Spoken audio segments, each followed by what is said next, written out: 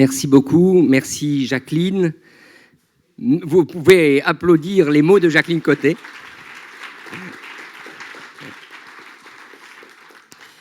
Alors, merci beaucoup au Graduate Institute de nous accueillir à si court terme, parce que c'est vrai que nous avons organisé cette conférence juste après l'annonce du Brexit.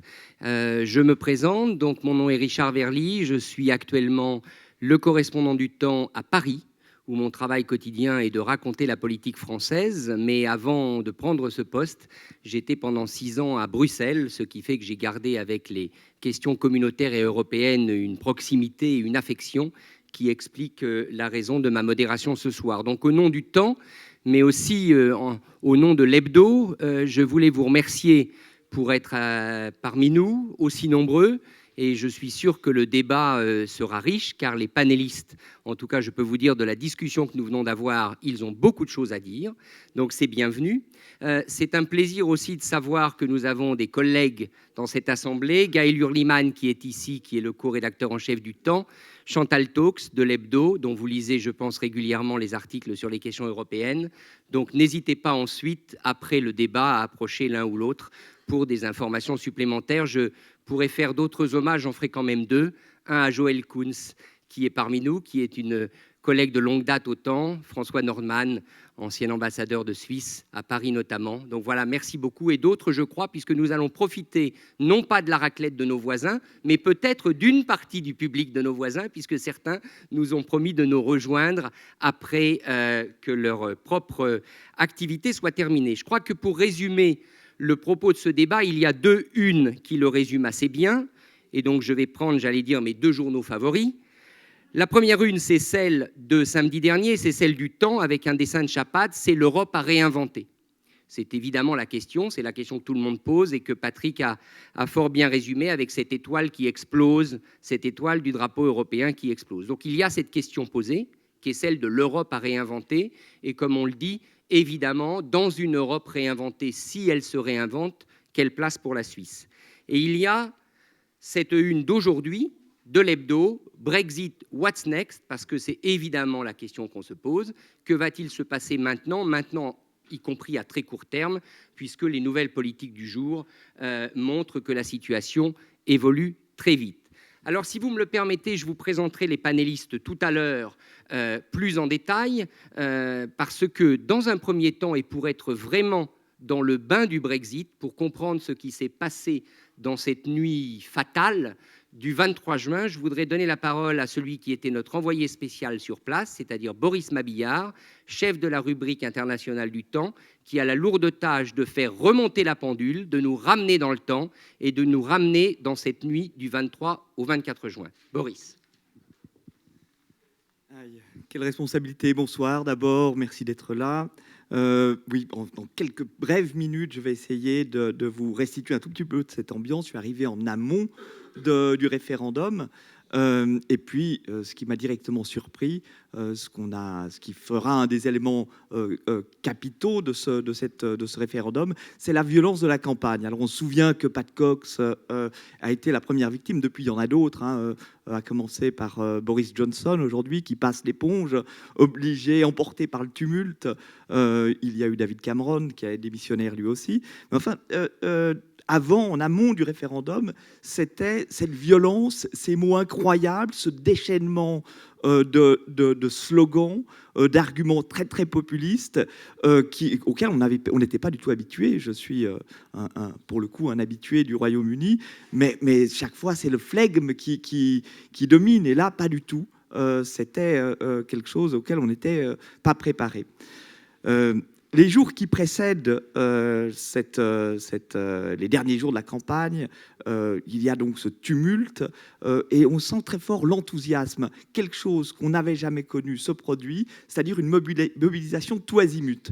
Tout azimut avec quelques nuances. Tout azimut, en tout cas, dans le camp de ce qu'on appelle le Remain, ceux qui sont les partisans du maintien du Royaume-Uni dans l'Union européenne. Ils sont mobilisés, notamment les jeunes, les étudiants. J'étais à Londres, à Oxford, très mobilisés. On les voit dans la rue avec des pancartes. Ils sont salués par des coups de klaxon. Ils agitent donc des posters où c'est marqué Remain, vote Remain, vous devez voter. En revanche, dans le camp du Leave, ceux qui se battent pour le Brexit, on n'a pas beaucoup de campagne. Ils sont absents. Ce qui peut laisser croire, et ce qui a laissé croire, puisque là c'est un des éléments de ce référendum, l'immense erreur des instituts de sondage, ce qui peut laisser croire à ce moment-là que le camp du Leave est beaucoup plus faible, dans la rue il est moins présent, beaucoup plus faible que le camp du Remain. C'est le cas à Oxford, c'est le cas à Londres, c'est très très surprenant. Je me balade le jour du scrutin, je remonte un peu, j'arrive au jour du scrutin. Ce jour-là, je suis d'abord à Slough, qui est dans la banlieue de Londres, une petite ville où il y a une forte population polonaise.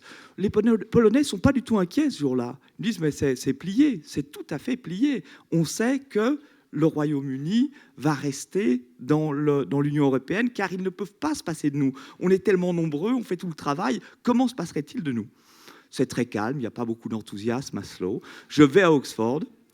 Oxford, c'est très différent. Je passe d'un bureau de vote à l'autre, et les gens me disent tous, on n'a jamais vu autant de jeunes, et Oxford va voter à plus de 70%, plus de 70% en faveur du Remain, donc du maintien du Royaume-Uni. On n'a jamais vu autant de jeunes voter, beaucoup plus que pour les élections générales d'il y a 2 ans. En même temps, on a vu que sur l'ensemble du pays, les jeunes ont peu voté, 35% je crois. En fait, les jeunes étudiants ont beaucoup voté, mais les jeunes chômeurs, j'y viendrai, ont moins voté. Mais là, c'est l'enthousiasme à Oxford du côté des étudiants. Ils sont dans la rue, il y a des sortes de manifestations de joie. Et je crois que tout le monde à ce moment-là, moi le premier, pense que c'est en effet plié. Je parle à un ancien ministre, Denis McShane. Il me dit, mais tu peux rentrer maintenant, le résultat, on le connaît. Je parle à un autre correspondant à Londres. Il me dit, mais va te coucher, c'est réglé. Le soir même, j'ouvre le champagne. Mal m'en a pris. Mais en ce jour d'élection, je veux juste encore ajouter 2-3 choses. Je me suis baladé dans d'autres endroits, notamment à Woodstock et à Witness, c'est la circonscription de David Cameron, des endroits dont on dit en anglais qu'ils sont très très poches. C'est très très beau, très agréable. Mais alors là, le vote se passe dans un calme absolu. Aucun poster, aucun placard, aucune affiche de campagne, rien. De même, je passe à l'est d'Oxford, à Cawley. C'est une banlieue industrielle, une petite ville industrielle qui est le siège des usines anciennement Rover. Maintenant, ça a été racheté il y a quelques années par BMW. Ce sont aussi les usines Mini. C'est un endroit où des logements sociaux ont été construits juste à côté des usines. On est dans les classes populaires. Il n'y a pas de poster non plus. Je ne vois pas non plus d'affiches livres. En revanche, devant le bureau de vote, on est dans la scène anglaise de la banlieue un peu misérable, c'est presque du Dickens. Quelques édentés à moitié sous sont là, chancellent, expliquent que c'est un grand jour que ce jeudi dernier, il y a une semaine, grand jour car c'est le jour de l'indépendance. Je dis, mais il n'y a pas d'indépendance. Oui, c'est l'indépendance, c'est clair. Aujourd'hui, on a gagné. Et je n'ai pas pris ça au sérieux, évidemment. Pour revenir... après cette nuit d'effroi, il y a quand même une petite anecdote, un détail. 2h du matin ou 1h du matin, Farage prend la parole et ça montre l'impréparation incroyable des gens, des Brexiteurs, des partisans du Brexit. Il prend la parole, il est presque à demi-mot, il confesse ou il avoue une défaite, à demi-mot. C'est le moment que je vais choisir pour aller me coucher. Je me dis, bon, si Farage lui-même admet que le camp du Brexit est down, c'est le moment où moi, j'ai aucune raison de rester éveillé toute la nuit. J'ai quand même mis le réveil 1 heure après, 2h30 du matin, pour avoir les résultats de Newcastle. Et là, c'est le début d'une vague, d'un changement absolument radical. On se rend compte que la participation n'est pas ce qu'elle était, notamment en Écosse, où on savait qu'il y aurait le camp du Remain très très fort, mais avec une participation nettement moindre que dans le reste du Royaume-Uni, ce qui a totalement changé la donne. Et on voit aussi qu'une majorité très silencieuse, qui avait caché aux instituts de sondage ses intentions véritables, une majorité dupé par les mensonges et par certains arguments populistes, a décidé que c'était le jour de l'indépendance et décide donc de quitter. Et ça, personne, en tout cas des gens à qui j'ai parlé, avait imaginé que cette victoire du Brexit, du camp du Leave, puisse avoir lieu, et surtout à cette proportion-là. On ne pensait pas, vraiment pas. En fait, au-delà de l'effroi, il faut imaginer quand les résultats tombent le vendredi matin, on sait tous à 7 h du matin qu'il y a 1 million et plus de voix d'écart, ça ne pourra plus être remonté, même s'il reste encore 3 grandes circonscriptions à dépouiller, notamment le Cornouailles. On sait tous que le Brexit a eu lieu. Enfin, a eu lieu, pas tout à fait, enfin, qu'il a été décidé, voté, choisi. Et là, c'est l'effroi comme on ne peut pas s'imaginer. Les gens me téléphonent et me disent, ils sont en pleurs. J'ai des amis qui sont en pleurs et qui me disent, mais comment a-t-on pu faire cette erreur? Que s'est-il passé? Qu'est-ce qui est pourri au royaume du Danemark pour qu'on en arrive là? Et en fait, à analyser les résultats et à voir un tout petit peu, on se dit, c'est facile de donner des leçons après coup. Hein, ça, c'est le propre des journalistes. On fait toujours les malins après. On se dit, mais en fait, on avait toutes les pièces du puzzle en face de nous, dans le désordre. Et c'est pas simple de les remettre dans l'ordre. Mais on avait les pièces du puzzle. Savoir, d'abord, l'immense division au sein de la Grande-Bretagne. Parce que même si le Remain avait gagné, on est quand même à peu près à 50-50. Et on voit bien qu'il y a une partie, la moitié de la population, qui pense qu'elle ne bénéficie pas, pour des raisons qui lui appartiennent, qu'elle ne bénéficie pas de la globalisation, de l'Union européenne, du marché unique, de tout ce qui nous semble évident. Ce qui me semble évident, peut-être pas à vous. C'est le premier point. Deuxième point, c'est qu'évidemment, dans cette campagne très, très populiste et très violente, le référendum a été largement instrumentalisé. On le voit, tout le monde se dit, d'emblée, le lendemain, mais j'ai voté pour le Leave, mais je ne savais pas vraiment pourquoi je votais. Je ne savais pas. J'ai suivi des arguments qui n'avaient rien à voir avec l'Union européenne. Tu me dis quand je suis... Bientôt. Parce que je peux parler très longtemps, évidemment. Donc, 1 minute. Oui. Donc, les arguments dans cette campagne populiste mensongers ont parfois porté, on le voit, on l'a vu très vite ensuite, avec Nigel Farage ou même Boris Johnson, qui reviennent sur leurs promesses de campagne sans vergogne et qui disent « Ah, j'ai dit ça, oh, vous êtes sûr? Non, mais c'est pas ce que je voulais dire. » C'est comme si les mots n'avaient pas de poids. Et ça, c'est quand même un enseignement sur le sens qu'un référendum peut avoir dans un pays qui n'est pas habitué, comme la Suisse, à ce genre de pratiques référendaires. Il y a un risque très fort d'instrumentalisation, évidemment. Je pense que tu es levé, donc tu veux me prendre la parole. Voilà. Oui. Redonne-moi le micro.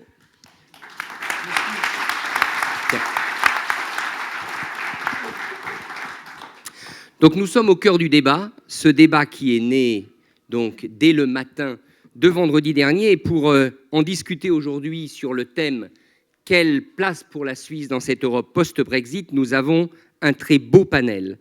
Et je voudrais remercier tous les participants. Premièrement, nous avons la chance d'avoir Mary Owens-Thomsen, qui est chef économiste à la banque Crédit Agricole Indo-Suez Wealth Management, et qui, de ce fait, dès le lendemain, j'imagine, mais vous allez nous en dire plus, vous avez commencé à travailler sur les scénarios pour vos clients, entre autres. Que va-t-il se passer à la fois pour eux et pour leur portefeuille? Donc, on sera très heureux de vous entendre sur ce sujet. À côté, Monsieur Ruger, vous êtes à la fois président de la Chambre de commerce vaudoise, mais également entrepreneur. L'entreprise qui porte votre nom est une entreprise exportatrice.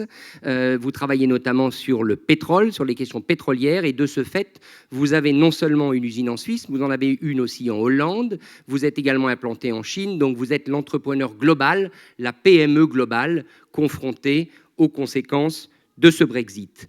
Professeur Thiel, alors cette maison c'est la vôtre, vous êtes professeur ici donc au Graduate Institute d'économie internationale, spécialiste notamment des questions monétaires. Qui dit Brexit dit évidemment euro, monnaie unique, conséquences sur tous ces sujets. On sera très heureux de vous entendre. Monsieur Lucher, je crois qu'ici à Genève il n'est guère besoin de vous présenter, avocat élu conseiller national du Parti libéral radical. Et juste avant, je lui ai posé la question, changera-t-il un jour de parti? Il m'a dit non, pas question. Donc, et pour terminer, Jean Russotto, avocat qui vient ici, avocat bien connu et spécialiste des questions communautaires, et qui vient ici aussi pour nous dire ce qui se passe en ce moment à Bruxelles. Jean est basé à Bruxelles de longue date pour le cabinet Step2 & Johnson, et étant un ardent spécialiste des questions bilatérales, mais aussi de la Bruxelles communautaire, il pourra nous parler de ce que trament en ce moment les dirigeants de l'UE, puisqu'ils se sont réunis jusqu'à hier. Voilà. Eh bien, je crois que pour commencer, on va vous donner la parole, madame. Voilà, on va tout de suite être au cœur de la question qui se pose, et notamment celle de la City, puisqu'un grand nombre de commentaires ont tourné autour de cette question. Est-ce que l'Europe post-Brexit, c'est une Europe où la City va défaillir et où les problèmes, notamment financiers, vont être de plus en plus nombreux? Vous avez la parole. Oui, bonsoir tout le monde. Alors, je ne sais pas si je vais exactement répondre à cette question-là. Vous pouvez peut-être la reposer plus tard si jamais. J'ai envie de souligner le fait que la polarisation, c'est un phénomène global aujourd'hui. Donc là, ça s'est très clairement manifesté en ce qui concerne l'Angleterre. Mais on a un deuxième rendez-vous qui va bien sûr nous impacter tous et beaucoup secouer le marché potentiellement également, le 8 novembre, quand les États-Unis vont choisir leur nouveau président. Donc on a là aussi une polarisation extrême aux États-Unis. On a de cette polarisation pratiquement dans tous les coins du monde. En Inde, par exemple, le gouverneur de la Banque centrale a été accusé de ne pas être suffisamment indien parce qu'il a travaillé aux États-Unis. On peut lister des exemples, mais je vais essayer de ne pas trop m'engouffrer là-dedans. Mais en tout cas, cette polarisation, c'est vraiment un phénomène global, ce qui le rend d'autant plus inquiétant. Et il est très concentré sur la question de la migration. Et je voulais passer quelques minutes à parler de ceci. Donc, un élément très marquant de la campagne en Angleterre, ça a été la désinformation. On constate le même degré de désinformation également aux États-Unis. Et la désinformation en Angleterre, concernant l'immigration, c'est que c'est quand même dramatique que ce pays semble vouloir sortir, donc avoir voté pour sortir de l'Union européenne, dans le but de regagner le contrôle de ses frontières. Pourtant, les 3 millions de personnes qui sont venues s'installer en Angleterre sur les 10 dernières années, sur ces 3 millions, il n'y a que 1 million qui sont venus de intra-Union. Et les 2 autres millions sont venus au-delà de l'Union européenne, des pays comme l'Inde, Bangladesh, etc. Donc, vous voyez comme c'est absurde hein, qu'on peut arriver à prendre une décision de sortir de l'Union pour regagner le contrôle de 1/3 de son immigration quand on a déjà largement le contrôle sur les 2/3 et on ne se bat pas là-dessus. C'est absolument farfelant. Mais alors, cette immigration, sur le plan européen, avec la vague des réfugiés, etc., qui est bien sûr décrit dans tous les médias, justement, que c'est la plus grande vague depuis la Deuxième Guerre mondiale. Mais là, aujourd'hui, on parle de 2 millions de personnes qui sont venues en Europe l'année dernière, tandis que dans la Deuxième Guerre mondiale, c'était 14 millions. Donc ça n'a strictement rien à voir. Et en Europe, on a donc accepté, sur les personnes qui sont venues l'année dernière, on a accepté 600 000. 600 000 personnes, hein, ça représente 0,1% de la population européenne. Donc notre effort à cet égard, il est juste minime. Et il faut qu'on prenne un peu conscience là-dessus. Europe a 5% de personnes qui sont nées en dehors ou qui sont nées dans un autre pays, 5%. Les États-Unis en ont 13. Si nous, on arrivait au même taux de pénétration, si je peux dire, que les États-Unis, il faudrait ouvrir les portes à 26 millions de personnes en plus. 26 millions. Et là, on a juste accueilli 600 000. Et c'est intéressant parce que la Suisse, par exemple, a 25% de sa population qui est née à l'étranger et le pays a 3,5% de chômeurs. La Suède a 15% de sa population née à l'étranger et un taux de chômage de 7,2%. Et donc l'Europe, qui n'a que 5% de sa population étrangère, elle a un taux de chômage de 10,2%. Donc ça suggère quand même qu'on se fait encore beaucoup d'illusions sur un phénomène qui est perçu comme étant un problème, tandis que c'est vraiment une opportunité. Et cette opportunité, elle est essentielle pour la survie de l'Europe. On prévoit 20 millions de sorties de personnes du marché du travail en Europe parce qu'on vieillit tous. On a grosso modo 5 millions de personnes en chômage, donc on peut remplacer une partie de ce défaut avec les chômeurs, mais vous voyez, ça ne va pas suffire pour préserver le niveau de vie que nous avons actuellement en Europe, pour préserver le taux de dépendance, le ratio entre ceux qui travaillent et ceux qui partent en retraite. Il va falloir importer du monde. Et donc, du coup, on est vraiment à une sorte de carrefour où il faut absolument qu'on réagisse bien par rapport à cet événement. L'événement anglais, c'est un événement. Maintenant, nous, on va tous en déterminer le sort par rapport, en fonction de notre comportement et les choix qu'on va faire maintenant. Tout est à faire, tout est devant nous. Le vote anglais, ce n'est que le début et il faut qu'on arrive à changer la discussion, lever le toit, que les débats s'enchaînent, que les gens s'agitent, qu'on vote dans tous les sens et qu'il y ait de vrais débats, que toutes les opinions puissent être exprimées et que l'Europe renaît plus forte de cette expérience. C'est ce que j'espère, en tout cas. Donc à la question « Et maintenant ?» vous répondez « Il faut se réemparer du débat européen. Il faut que cette Europe post-Brexit soit véritablement une Europe où le débat renaît pour que chacun y trouve sa place. » Au fond, c'est un appel au débat et à une renaissance, sinon de l'idée européenne, du moins du débat sur l'avenir de l'Europe et les questions européennes, et notamment celles des migrations.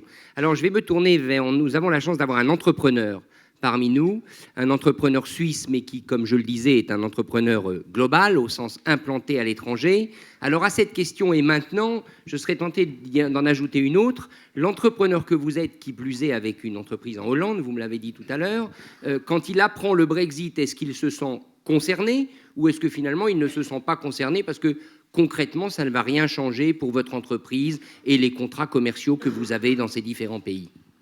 Non, on se sent immédiatement concerné. Le jour même, mes amis anglais me téléphonent pour me demander déjà des rabais sur les commandes qui étaient ouvertes. Ils ne perdent pas de temps.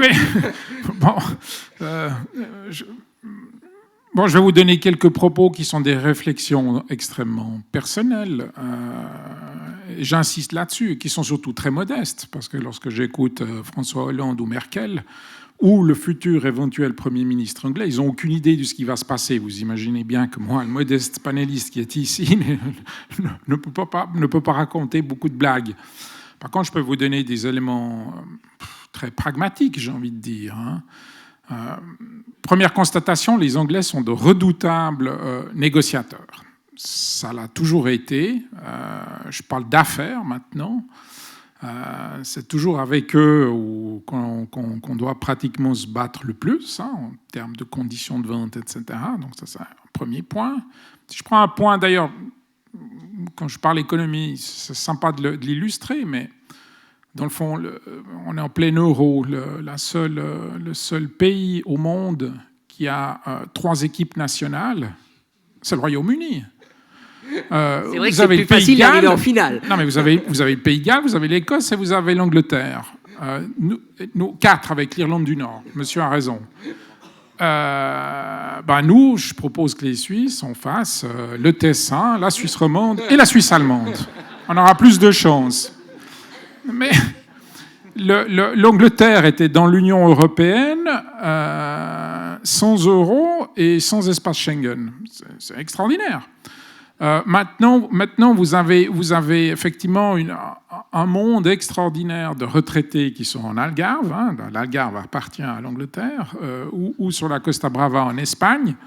Comment pensez-vous que les Anglais et les Espagnols et les Portugais vont négocier ce départ de tous ces gens qui vont devoir rentrer chez eux, parce qu'évidemment, plus de sécurité sociale, plus d'hôpitaux, plus d'assurance, etc., plus de retraite. Mais jamais l'Union européenne, selon moi, hein, nous, modestement, Merkel réglera ça, puis les Espagnols aussi régleront ça mieux que moi, mais ils sauront négocier ça. Comment le Portugal peut accepter le départ d'une manne aussi importante? Donc, pour moi, d'une manière très pragmatique, j'ai envie de dire, alors bon, d'un point de vue politique, les États-Unis se sont formés en 200 ans, l'Union européenne et l'euro à moins de 20 ans. Hein, c'est quelque chose d'extrêmement récent. Donc il y a des pulses qui sont en train de se mettre en place. Et je pense qu'effectivement, il va y avoir énormément... Ce choc va permettre de renégocier beaucoup d'éléments. Maintenant, si vous me parlez à moi en tant qu'entrepreneur, la donne est différente. L'économie ne peut agir que sur le très court terme. Donc nous, nos actions vont être immédiates. Elles ne peuvent pas tellement attendre de ce que nos amis politiciens, avec tout le respect que je leur dois, prennent leurs décisions. D'ailleurs, lui, il la prendrait rapidement, mais enfin, bon, c'est les processus qui sont parfois plus compliqués. Donc on va réagir beaucoup plus vite. Et là, si je prends de nouveau une comparaison avec la Suisse, c'est très différent comme situation. Vous prenez la Suisse qui n'est pas dans l'Union européenne, et les Anglais ne le seront plus non plus, mais en Suisse, on a notre monnaie qui est une monnaie refuge. Et on a un franc qui est passé de 1,50 à 1 euro, enfin 1,10 maintenant stabilisé. Les Anglais, ils ont la situation exactement opposée. Je vous rappelle qu'ils étaient à 2,50 il y a 3-4 ans, je ne me rappelle plus, qui sont tombés à 1,40, puis qui maintenant ils sont à 1,30. Donc en fait, eux, comme en tant qu'exportateurs, et ils le sont, leur produit devient meilleur marché. Donc effectivement, c'est assez compliqué comme ça, pratiquement le lendemain, de dire comment les choses vont évoluer, mais les problématiques ne sont pas exactement les mêmes. Donc voilà, je ne sais pas... Non, je crois que c'est très éclairant parce qu'on est au cœur de ce débat où on voit bien les différents exemples que vous avez cités. Il y a la donne politique, institutionnelle, et il y a la réalité sur le terrain et la réalité que vous soulignez, qui est vraie aussi en France, par exemple, avec tous les Anglais qui sont installés en France. Et il est évident que quand on va s'attaquer aux problèmes concrets, eh bien, les données sur la table des négociations ne sont pas les mêmes que lorsqu'il y a un sommet européen. Mais justement, vous avez abordé la question monétaire avec la livre, la situation de la livre post-Brexit, donc ça nous amène directement à vous, professeur.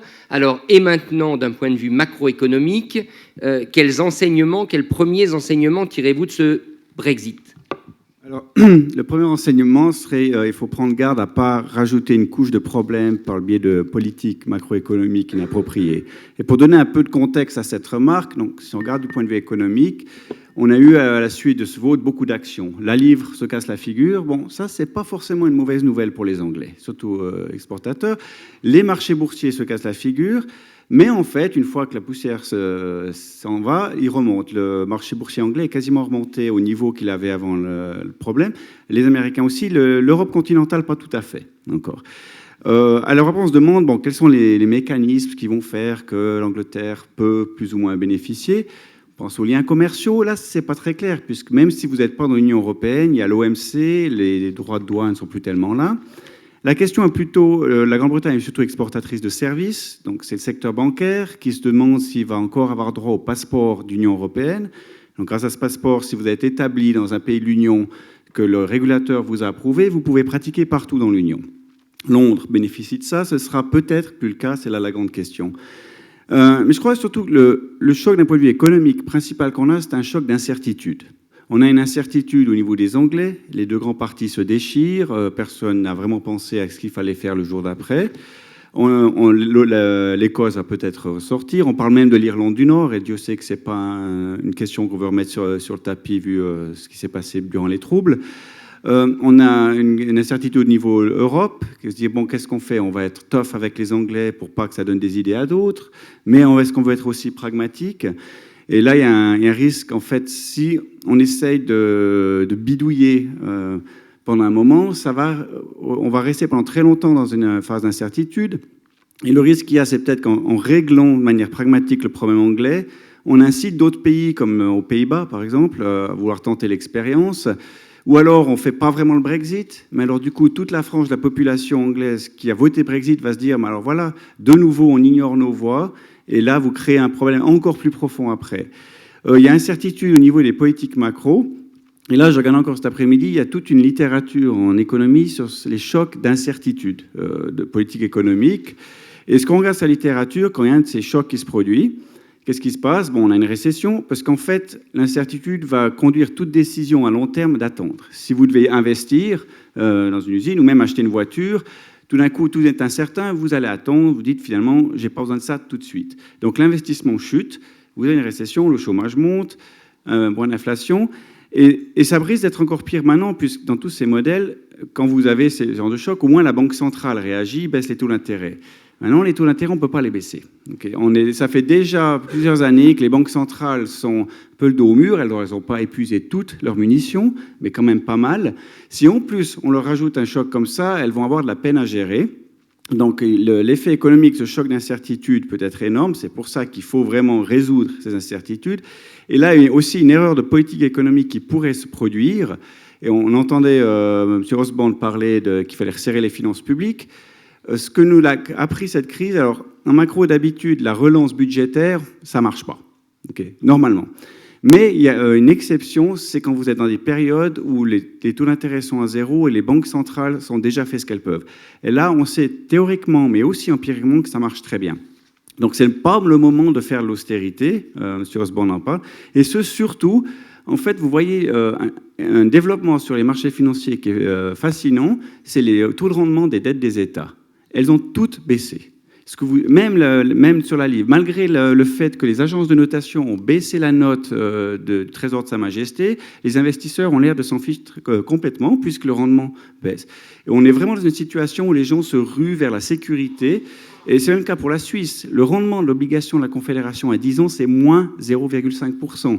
À 30 ans, c'est zéro. Donc, et c'est pas que la Suisse. Vous prenez l'Allemagne, c'est la même histoire. Donc on est dans une situation, une monstre incertitude, et ce qui me ferait souci, c'est que, suivant ce que disait M. Osborne, on rajoute encore une couche d'austérité par-dessus, ce qui ferait beaucoup de casse. Alors, j'ai envie à ce stade de vous poser une question à vous deux, Madame Owens et à vous-même. On a eu la chance à quelques journalistes d'être reçus par l'ambassadeur de Grande-Bretagne à Paris, qui nous a dit que, peut-être que ça a aussi été dit par le gouverneur de la Banque d'Angleterre, mais j'avoue que je n'ai pas suivi, que la Banque d'Angleterre était prête à injecter 250 milliards de livres pour défendre les marchés financiers, le marché financier de Londres s'il était attaqué. Est-ce que ça, c'est un argument qui peut protéger le Royaume-Uni? Est-ce que savoir que la Banque d'Angleterre peut engager ce montant, c'est le meilleur rempart contre un choc? Oui, ok. Bon, je pense que ça, c'est vraiment pour neutraliser le risque aigu de perte totale de liquidité dans les marchés financiers. Donc, quand on dit perte de liquidité, c'est que quand on ne peut plus vendre, n'est-ce pas, on possède peut-être de la dette anglaise ou des actions anglaises et on veut les vendre et il n'y a pas d'acheteur. Donc là, le marché est arrêté et il n'y a pas de liquidité. Donc, les banques centrales ont appris après la grande dépression dans les années 30 que ça, c'est une grave erreur de ne pas injecter de la liquidité quand le marché est sous le stress. Je ne pense pas qu'en soi, ça change grand-chose réellement pour l'économie réelle. Professeur ? Juste tout à fait d'accord. Donc la Banque d'Angleterre fait son job de prêteur de dernier recours, de s'occuper de la stabilité des marchés financiers, qui historiquement est en fait sa tâche première. Mais il ne faut pas tout attendre des banques centrales. Une banque centrale peut gérer un choc monétaire, un choc réel. Donc ce choc d'incertitude dont on parlait, c'est un choc réel. On ne peut pas l'effacer simplement avec la planche à billets. Christian Lucher, j'imagine que depuis le Brexit, vous et d'autres collègues parlementaires, vous avez échangé sur cette situation et on aimerait savoir quel est d'abord votre sentiment et cette question toujours et maintenant, qu'est-ce qui vous préoccupe dans cette décision et surtout qu'est-ce qui peut être préoccupant ou au contraire encourageant pour la Suisse ? Merci beaucoup de me donner la parole. Alors, ma première réaction, mon premier sentiment, pour reprendre vos termes, c'est celui, ou c'est plutôt rebondir peut-être sur le discours un petit peu catastrophiste de M. Mabillard, parce que si on vous entend bien, on a d'un côté des crétins édentés et alcooliques qui ont voté pour le Brexit, et puis de l'autre côté, les gens intelligents... Je me doutais que tu allais le prendre dans la figure. Et puis évidemment, les gens intelligents et éduqués qui, eux, ont voté contre le Brexit. C'est pas du tout comme ça. Je crois qu'on peut pas résumer la situation comme ça, et puis je pense qu'il faut faire preuve d'un peu plus de retenue face à une décision qui a été prise par un peuple souverain Nous, quand on a aussi parfois fait des votes un peu particuliers dans notre pays, on a su les corriger, ou on sort à les corriger, on y reviendra plus tard. Mais je crois qu'il faut garder un tout petit peu plus de retenue, et votre discours m'a d'ailleurs fait penser à ce qu'on entendait le 7 décembre ou le 6 décembre 1992 au soir, lorsque le peuple suisse, à une très courte majorité, a refusé d'entrer dans l'Union européenne, parce que finalement c'est bien sur ce sujet qu'on se prononçait. Que n'a-t-on pas entendu sur ce dimanche noir? Et puis on constate quand même quelques années plus tard qu'on s'en est pas si mal sorti. C'est vrai que ça a créé des problèmes auxquels on est confronté régulièrement et quotidiennement, mais finalement ça n'a pas eu les effets catastrophiques qui étaient annoncés par la presse et par les gouvernants aussi d'ailleurs, le soir même, puis le lendemain. Ça, c'est mon premier sentiment. Et j'aimerais juste illustrer par le fait que notre groupe parlementaire de PLR, vous savez qu'une fois par année, les groupes parlementaires font des courses d'école. Et nous, cette année, nous sommes allés en course d'école dans le canton de Vaud, rendre visite à un entrepreneur qui est spécialisé dans l'industrie spatiale et l'industrie nucléaire. Il est à Aigle, j'imagine que vous le connaissez. Et ce monsieur m'a dit, mais vous ne vous rendez pas compte, et lui, il travaille beaucoup avec l'Angleterre. Il a dit, mais les 3/4 des entrepreneurs, c'est des gens comme vous et moi, qui sont des gens qui, a priori, ont une vision à peu près raisonnable sur la situation. 3/4 des entrepreneurs étaient favorables au Brexit. Et lui m'avait dit aussi, à ce moment-là, je suis absolument certain que le Brexit va être accepté. Quand je vois des entrepreneurs que je tiens pour des gens raisonnables, normaux et éduqués, je suis certain que le Brexit va être accepté. Voilà, ça c'est ce que je voulais dire en préambule. Ce que ça change pour la Suisse, économiquement, ça a été dit tout à l'heure par M. Bruegger, c'est un problème immédiat auquel la Banque nationale a réagi comme elle pouvait, mais avec évidemment des moyens extrêmement limités.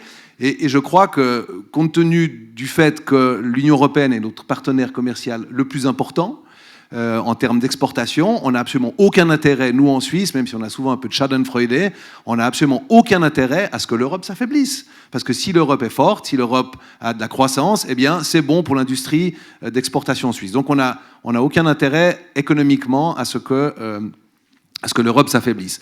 Politiquement, est-ce que ça change quelque chose par rapport à notre agenda politique? La réponse sur le principe est, je dirais, plutôt non, parce qu'on a toujours les mêmes objectifs, qui est ce renouvellement et cette poursuite de la voie bilatérale dans le carcan constitutionnel qui nous a été imposé par le peuple suisse, et ce mandat de réduire la prétendue immigration de masse, on doit vivre avec ça.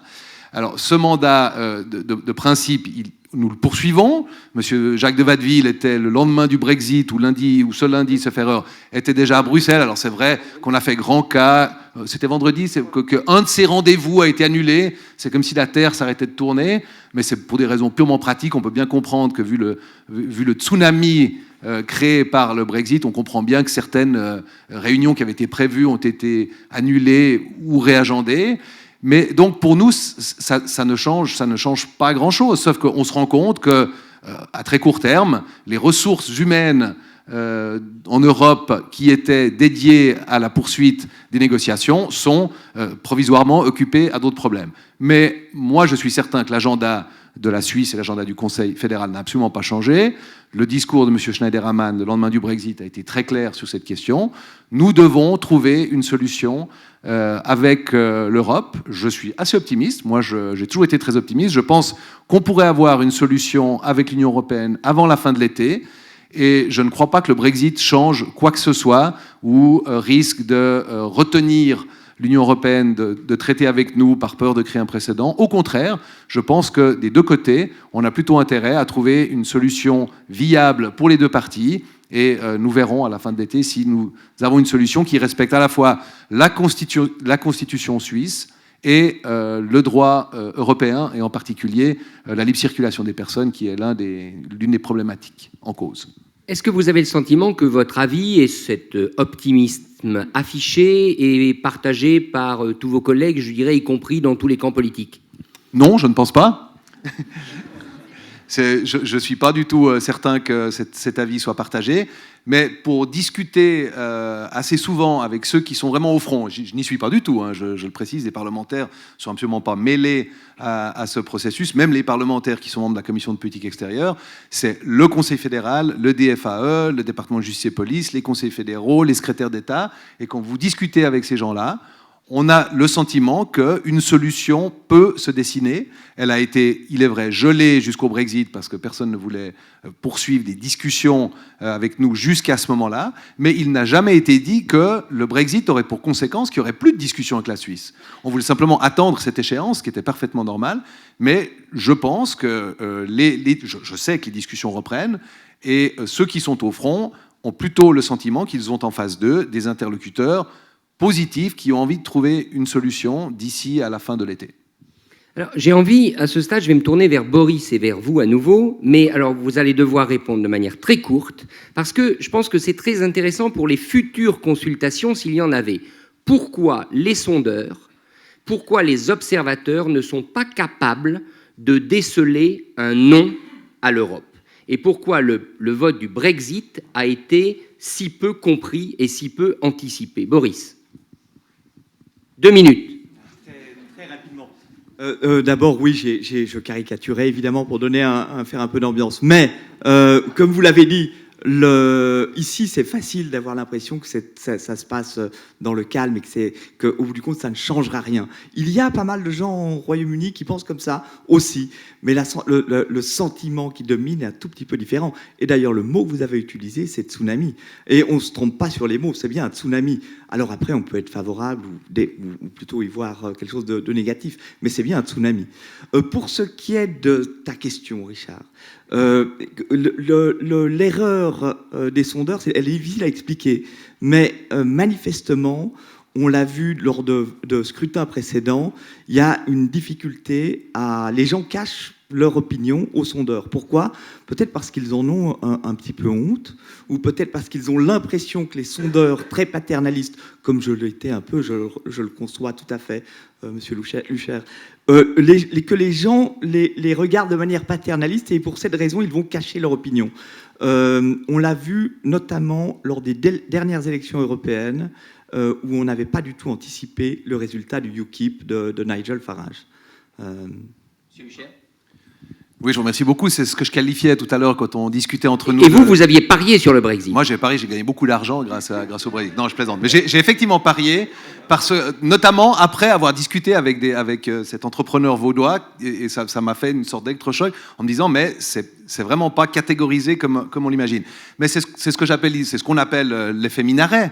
Lorsqu'il y a eu le sondage sur les minarets, les gens n'osaient pas dire au téléphone aux instituts de sondage qu'ils allaient voter en faveur de l'interdiction des minarets parce que c'était difficilement défendable juridiquement, moralement, etc.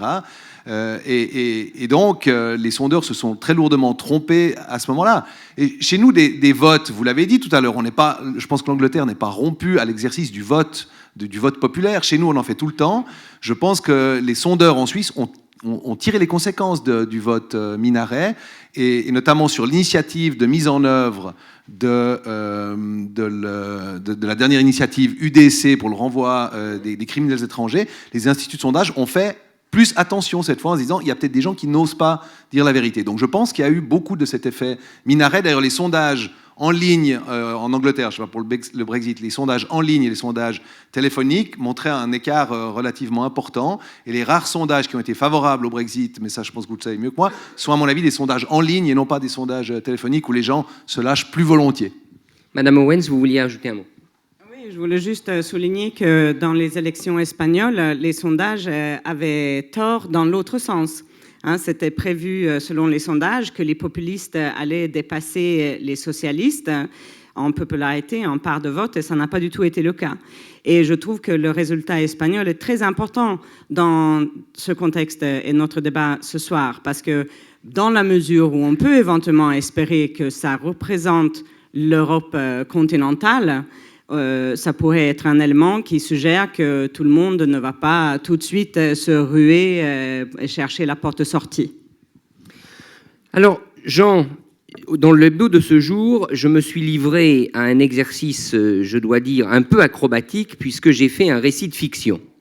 Donc, pour essayer de dire à quoi allait ressembler l'Europe, plutôt que de partir en perspective institutionnelle, j'ai laissé courir ma plume et j'ai imaginé un scénario où finalement, parce que c'est ce que je pense, un accord va être trouvé et il faudra bien accommoder le Royaume-Uni à côté de l'Union européenne. Et j'ai tenté d'élaborer un scénario pour expliquer comment on en arrive là. Mais on n'en est pas là. Et donc, vous êtes basé à Bruxelles, et je voudrais qu'on prenne quelques minutes pour comprendre essentiellement deux choses. Premièrement, est-ce que vraiment l'establishment bruxellois, c'est-à-dire les dirigeants communautaires, ont été surpris de ce vote? Est-ce que finalement c'était vraiment pour eux l'impensable? Et deuxième question, ce qui s'est passé ces derniers jours va dans quel sens? Et à votre avis, qu'est-ce qu'il faut retenir comme élément important? Quels sont les signes auxquels nous, Suisses, on doit être particulièrement attentifs? Donc, première question, est-ce que c'était vraiment impensable? Alors, Monsieur Verly, je vous remercie de m'avoir invité, de m'avoir sorti de ma grisaille bruxelloise pour arriver... Parce qu'en plus, il y a toujours du brouillard. Oui, oui. Mais pour arriver dans une nébuleuse helvétique. Donc, je ne sais pas très bien où je suis, mais merci de m'avoir invité. Oui, l'Europe peut avoir des réactions. Hein. L'Europe peut penser l'impensable, et l'Europe a mal. Donc, il n'y a pas que les Suisses et les Britanniques qui souffrent dans leur corps. Je crois que l'Europe n'est pas une entité à laquelle... qui a un sang bleu. Donc, ce que j'aimerais peut-être faire, si vous êtes d'accord, c'est vous donner une toute petite perspective. Je suis désolé si je n'ai pas la hauteur de vue de mes collègues ici. Je suis un peu, comme on dit au Royaume-Britannique, pedestrian, c'est-à-dire ceux qui voient râler pâquerette comme l'ensemble de la bureaucratie bruxelloise. Donc, nous savons tous que la question de la relation Suisse-Union européenne est un imbroglio complexe. Et on est en train d'arriver véritablement dans une situation où l'imbroglio devient un rébus, insoluble. Donc, pourquoi? Parce que, tout à coup, et on l'a souligné de toutes parts, nous sommes dans une ère nouvelle. Il y a le pré-Brexit, dont je vais parler brièvement, et puis il y a le post-Brexit. Alors, toutes les cartes, pour utiliser un cliché journalistique que nous aimons tous, les cartes ont été rebattues. Et je crois que c'est vrai. Et à quel moment, et ça répond à votre question, que va-t-il se passer pour la Suisse? Alors, plutôt que d'émettre des conjectures type science-fiction, j'aimerais m'attacher juste à quelques points institutionnels, juridiques et politiques, comme vu de Bruxelles. Pas plus que cela. Alors, dans l'ordre, ce qu'on peut dire, c'est qu'est-ce qu'on sait maintenant? Qu'est-ce qu'on a appris? C'est-à-dire ce qu'on ignore le moins.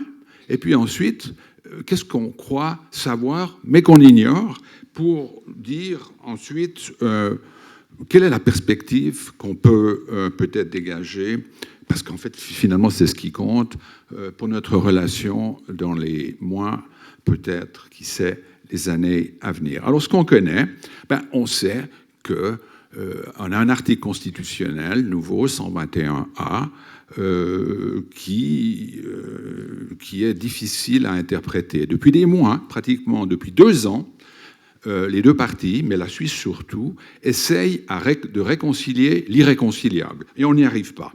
Donc, l'introduction de contingents, l'usage de la préférence nationale, qu'on appelle maintenant pudiquement la préférence indigène, je ne sais pas très bien ce que ça veut dire, sont en contradiction ouverte avec un principe fondamental de l'Union. Et la Suisse l'a dit.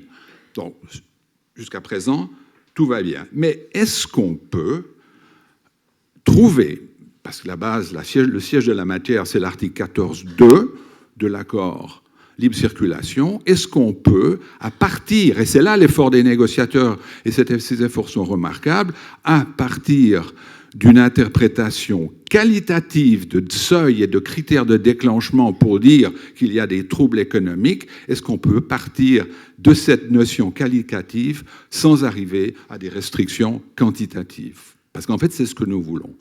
des restrictions quantitatives. Donc il y a déjà là un tour de passe-passe difficile à réaliser. En même temps, et on ne l'a pas dit jusqu'ici, je suis très surpris qu'on ne l'ait pas exprimé, même notre digne modérateur, le président de la Confédération a dit à juste titre qu'il faut préserver quelque chose qui est important pour l'économie suisse, qui est en fait sa participation pleine et entière, et non pas à moitié, au programme Horizon 2020, qui est un programme magnifique, beaucoup d'argent, dans lequel la Suisse a participé, et continue d'ailleurs à participer de façon remarquable. Mais ceci n'arrive pas par la grâce de Dieu. Ce que le Conseil fédéral a dit, et vous le savez, c'est que, à la demande de l'Union, si vous voulez continuer l'accord recherche, il faudra essayer de ratifier le protocole numéro 3 lié à la Croatie, qui n'est toujours pas ratifié. Donc voilà une deuxième recherche. Une troisième recherche, et on n'en a pas parlé du tout, mais c'est peut-être à moi de le faire, je ne sais pas. On oublie qu'en 2013, la Suisse et l'Union sont mis d'accord sur une marche, une feuille de route pour rénover, c'est une expression de chez nous, la voie bilatérale. La rénover pour de bonnes raisons. Et pour cela faire, on a choisi l'option qu'on appelle la numéro 3, qui consiste à dire que si les parties ne devaient pas s'entendre, on en référerait, je grossis le trait, à la Cour de justice. Et la rénovation de la voie bilatérale, c'est-à-dire la création d'un nouvel accord, va, et on le sait ou on ne le sait pas, de pair avec la discussion liée à la libre circulation. Alors jusqu'où ça va aller, on ne le sait pas encore, mais c'est un point qui existe. Puis dernier point, dans ce qu'on sait maintenant, le calendrier. Alors le calendrier, je partage avec sympathie l'optimisme de Maître Lucher, mais je me demande si la possibilité de réaliser ce que nous voulons faire, donc la fenêtre est aujourd'hui, jusqu'au 20 juillet, passé la dernière réunion des autorités communautaires, son comité permanent nous donnera la possibilité d'avoir un préaccord, pas un accord, un préaccord, où on se dit, on a l'article 14.2, ceci et cela, qui pourrait réaliser, qui pourrait créer ce qu'on appelle la clause agréée, la clause amiable, et non pas la clause unilatérale. On parle des 10 jours qui viennent. On parle des 10 à 12 jours. Alors, est-ce que le temps presse ou pas? J'en sais rien, mais toujours est-il que ça me semble assez difficile. La Suisse a un calendrier serré, et peut-être on l'oublie, on ne veut pas le savoir, le calendrier de l'Union européenne n'a pas une dimension particulièrement helvète sur ce point-là. Le temps passe, et le temps continuera à couler. Donc, deuxième chapitre, si vous voulez, le post-Brexit. Alors, on est arrivé dans une ère très différente. Il y a une nouvelle donne, et le départ annoncé, puisque c'est un départ seulement annoncé du Royaume-Uni, qu'est-ce que cela va faire à la relation Suisse-Union européenne? Et là, peut-être, vous allez me trouver un peu provocateur. D'abord, je crois que ça ne l'est pas. Il y a beaucoup de chaos. Il y a un chaos immense. Il y a des troubles partout.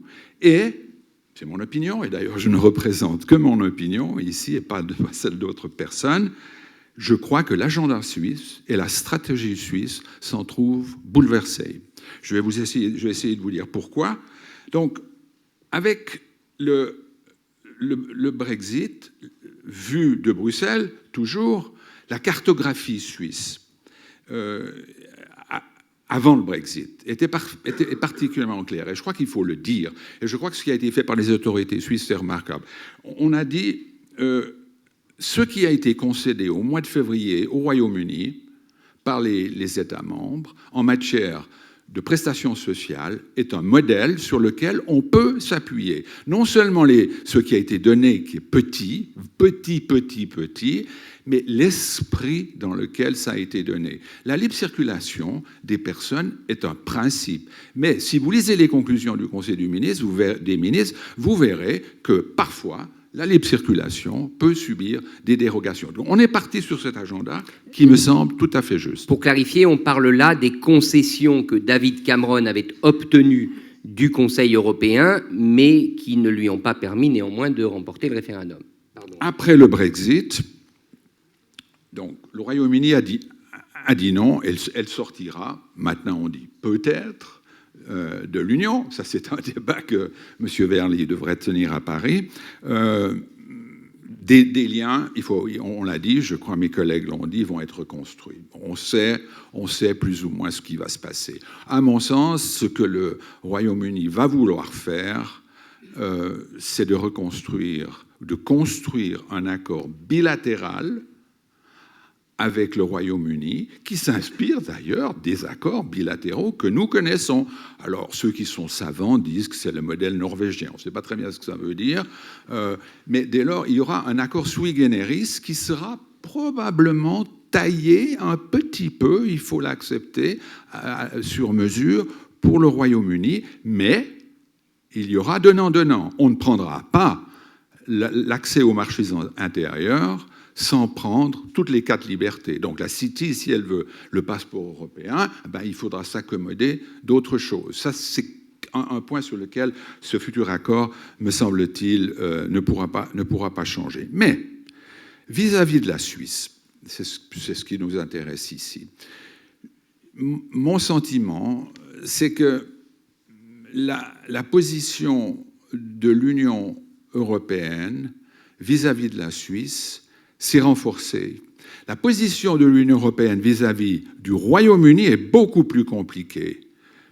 L'Union va avoir des difficultés considérables. Les États membres ne savent pas ce qu'ils veulent, ils ne savent pas quel est le modèle. Donc le Royaume-Uni pourra avoir une certaine, flexibilité. Il me semble qu'en ce qui concerne notre pays, la position de l'Union est une position relativement simple. Nous avons un accord, à vous de le respecter, et on verra bien ce qui se passe. Donc c'est un petit peu manichéen.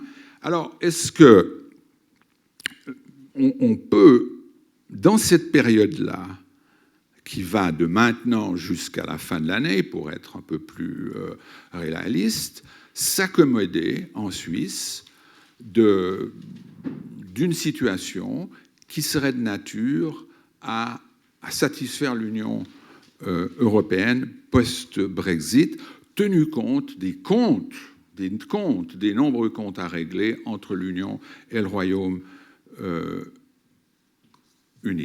Il me semble que pour l'Union européenne, le temps des concessions est passé. Donc, dernier chapitre. Alors, il y a un calendrier d'une complexité inouïe de l'Union européenne, et je ne vois pas comment est-ce qu'on va pouvoir y arriver chez nous à trouver des solutions qui soient de nature à satisfaire nos exigences constitutionnelles.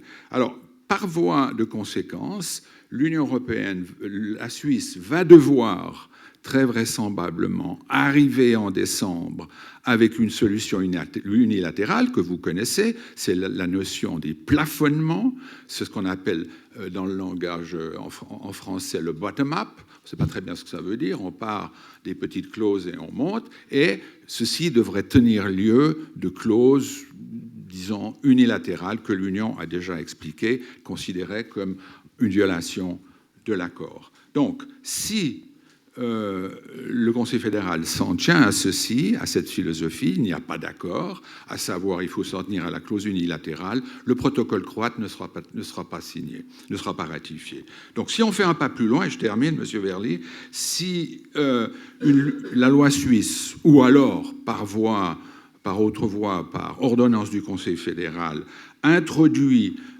une notion qui ressemble à des contingents et qu'en fait, qu'il l'est, nous avons 2 problèmes pour la Suisse. Le premier, il faut s'en souvenir, nous nous mettons dans une situation, selon les principes du droit international public, la Convention de Vienne sur les traités, qui empêche un État membre d'avoir dans sa législation une disposition qui même n'est pas exécutée mais peut violer l'accord du traité, sa philosophie. Et puis deuxièmement, on ne l'a pas encore dit, le tribunal fédéral, dans un arrêt connu du mois de novembre, a dit que finalement, je résume bêtement, le droit international l'emporte et dès lors, l'État, c'est-à-dire le Conseil fédéral, théoriquement aurait l'obligation de dénoncer ou de résilier un accord. Donc, conséquence, ça, c'est la Suisse. L'Union européenne, alors là, on entre dans un débat flou, il faut bien le dire.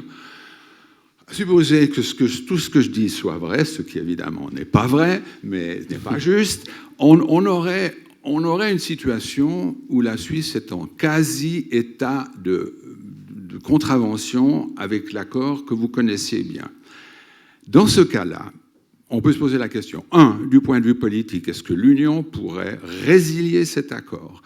Et deux, si elle le faisait, quelles en seraient les conséquences? La réponse suisse est de dire ils ne résilieront jamais, parce qu'il y a trop de dommages, et on connaît la clause guillotine, mais on ne connaît pas, par exemple, ce qu'on appelle les mesures de rétablissement, c'est-à-dire, en fait, des petites mesures destinées à faire, entre guillemets, payer cette violation. Donc, de l'accord. Qu'est-ce qu'il faudrait faire? Et c'est là où je suis certain que vous n'aimerez pas du tout cette approche. Je reviens à la question institutionnelle qui me hante depuis des années, comme d'ailleurs Mme Calmiret. Vous avez les mêmes cauchemars que Micheline Calmiret, alors? Non, je n'ai pas le même cauchemar, mais non, ce que vous dites, c'est un scénario qui est glauque, et il est un peu glauque, mais il n'est pas si glauque qu'on veut dire. Parce que pensez, c'est anathème de le dire ici, je suis désolé, que la libre circulation va de pair avec l'institutionnel. On ne peut pas séparer ceci. Et l'Union l'a dit. Alors la Suisse dit, oui, il y a des liens, il faudrait, politiquement, c'est intéressant, il n'y a pas de lien juridique. Alors, quelle pourrait être la parade? Si tout à coup, dans un éclair de solidarité, de génie et d'égoïsme, la Suisse disait on va négocier un accord institutionnel pas trop compliqué, qui efface toutes ces sales questions de souveraineté et de juges étrangers. Tout le monde en parle, mais on ne sait pas ce que ça veut dire. Et disent à l'Union, ben voilà, les liens que nous cherchions, vous et nous, sont là.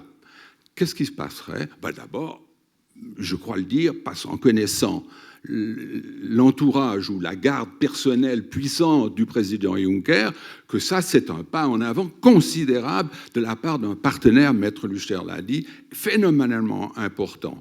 Mais ça ouvre la porte à quoi? À part de la bienveillance et des remerciements. Et peut-être un assouplissement, un léger assouplissement sur la libre circulation qui, lui, pourrait nous permettre d'aller auprès des autorités compétentes, c'est-à-dire le Parlement et ensuite le peuple. Voilà quelques idées, cher monsieur. Merci Jean.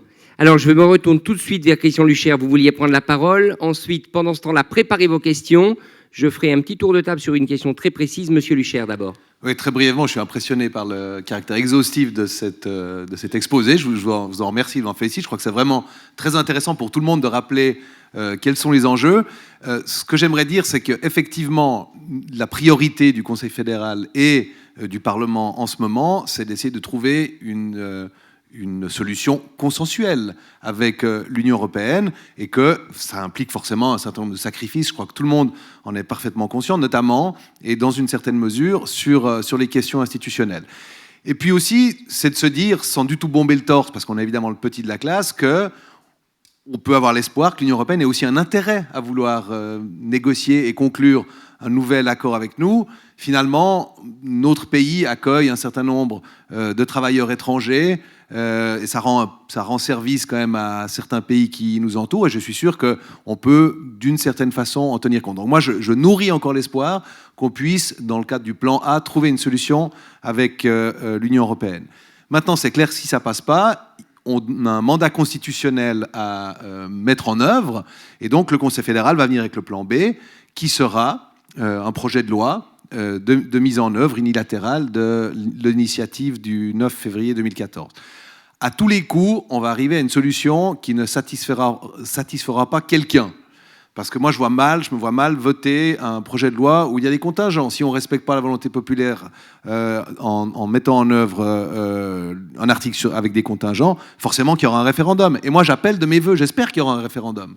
Je pense, et vous l'avez dit en conclusion de votre intervention, de toute façon, à un certain moment, le peuple suisse devra non pas défaire ce qu'il a fait, mais devra expliquer ce qu'il a voulu dire lorsqu'il a voté, avec une très faible minorité certes, mais il l'a voté quand même, ce qu'il a voulu dire lorsqu'il a voté cette initiative pour limiter l'immigration de masse. Et le peuple suisse sera mis devant ses responsabilités dans cette hypothèse-là, et il devra faire le choix entre la voie bilatérale et les contingents, parce que tout l'exercice politique de réconciliation de ces principes aura été épuisé. Alors peut-être que ça marchera, mais dans le plan B, ça n'aura pas marché, et le peuple suisse devra faire un choix, et je suis certain que ce jour-là, il fera le bon choix. Les sondages sont déjà assez clairs à ce sujet. Donc on aura notre Swiss Xit Day. Non, pas du tout, au contraire. Mais au moins on pourra parler de vote sur le Swiss Xit. Voilà, d'une certaine façon. Alors une question, un micro va circuler, donc préparez vos questions. Moi j'ai une question, et je vous demandais d'y répondre très court. Est-ce qu'aujourd'hui, chacun de votre point de vue, l'Union européenne est clairement affaiblie par ce Brexit? Est-ce que c'est un partenaire plus faible? Est-ce que c'est une organisation régionale plus faible aujourd'hui? Oui, certainement. Je pense pas que c'est. Mais elle était déjà. Enfin, j'ai eu l'opportunité d'aller quelques fois à Bruxelles et de rencontrer un certain nombre de ses commissaires. Elle était déjà terriblement affaiblie. J'étais très surpris au mois de février d'entendre dire ces commissaires, au moment où on parlait du problème typiquement suisse, que jamais l'Union européenne avait été aussi mal. Je pense problématique, enfin la Grèce, la Pologne, ça. Donc c'est vraiment, ils sont mal pris. Puis maintenant évidemment avec le Brexit aussi, ils vont devoir redistribuer les cartes. J'ai bien aimé ce mot. Pour revenir à la Suisse, parce que c'est ce qui nous intéresse finalement, le message que j'avais entendu et qui a été répété par toutes les personnes qu'on a rencontrées, on ne va pas pouvoir faire une exception pour la Suisse. Mais j'ai envie de dire que maintenant, oui, parce qu'ils vont être obligés d'en faire pour l'Angleterre. La donne est complètement redistribuée. Et vraiment, c'est un jeu de cartes qu'on ne connaît pas du tout. Et voilà, peut-être que ça peut même nous donner des opportunités à nous. Hein. De toute façon, moi, je suis entrepreneur, donc je suis optimiste. Hein. C'est une chance pour nous. Alors, je voudrais saluer dans la salle, on a la chance d'avoir Angelos Ypsilantis, qui est le consul général de Grèce, qui nous a fait le plaisir d'être parmi nous, qui est un ancien élève de cette maison. Et avant le Brexit, il y en avait eu un autre, le Grexit. Le Grexit n'a pas eu lieu. Le Brexit a eu lieu. Christian Lucher, Union européenne affaiblie ou pas?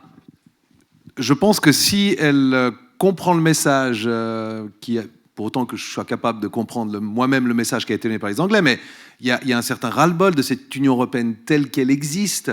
Elle était très sexy, et même aux yeux des Suisses, il y a 30 ans, elle était sexy aux yeux de 50% de la population. Aujourd'hui, elle ne l'est plus aux yeux de pratiquement 90% de la population. Donc cette Europe-là, un peu technocratique, c'est des mots qu'on utilise toujours, mais un peu bureaucratique, loin des décideurs économiques, loin du peuple, cette Europe-là, elle est très affaiblie. Mais si elle tire les conséquences de ce vote, je pense que ça peut être aussi l'occasion de devenir une Europe très forte à 10 ou 20 ans. Vous voulez ajouter ?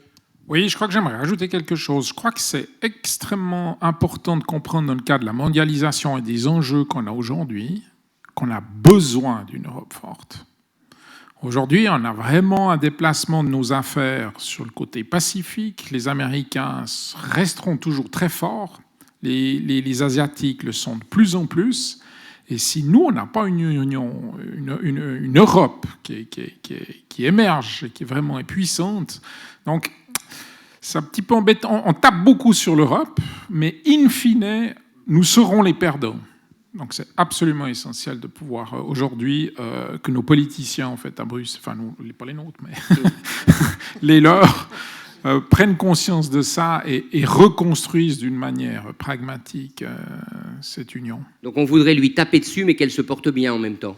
Ouais, il faudra arrêter de lui taper dessus et il faut vraiment construire. Il faut construire. Madame Owens, Europe affaiblie, Union européenne plus exactement, affaiblie ou pas, de votre point de vue? Je pense qu'il y a vraiment un coup de l'opportunité, parce que là, on va passer beaucoup de temps à renégocier tout cela, au lieu de se consacrer à faire des réformes structurelles.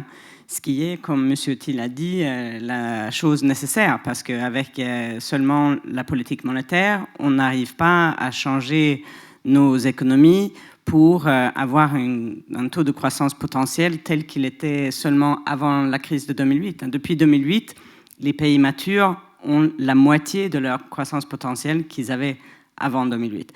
Donc, pour regagner cette capacité de croître, il faut faire des réformes, et c'est mieux de faire des réformes que de négocier avec l'Angleterre toute cette sortie. Mais si je peux juste prendre l'opportunité aussi pour rajouter une petite lueur d'espoir, c'est que maintenant, avec la crise politique en Angleterre, on ne sait pas qui c'est qui va gérer ces partis, mais il y a quand même une très forte probabilité que ça sera des femmes. Donc, il y a probablement une deuxième femme Theresa May. Premier J'en parle dans les ministre blogs. en Angleterre. Bon, j'avais tort sur le Brexit. Je pensais que l'Angleterre allait rester. Je peux tout à fait avoir tort en novembre, mais néanmoins, c'est ma vision que la probabilité est plus grande que Mme Clinton va remporter plutôt que M. Trump. Donc, la première femme aux États-Unis présidente. À la fin de cette année, il y a Ban Ki-moon qui arrête son mandat dans les Nations Unies. La première personne anticipée à prendre sa place est une femme, ex-premier ministre de la Nouvelle-Zélande. On a Merkel, Angela Merkel, bien sûr, en Allemagne. On a Madame Yellen à la Fed. On a Christine Lagarde au Fonds monétaire et plein d'autres femmes qui mériteraient d'être mentionnées aussi. Mais je pense que 2017 pourrait être une année record avec pouvoir entre les mains des femmes, et je pense que ça pourrait réellement changer la donne. Est-ce qu'une femme aurait appelé ce référendum en Angleterre? Moi, je parie que non.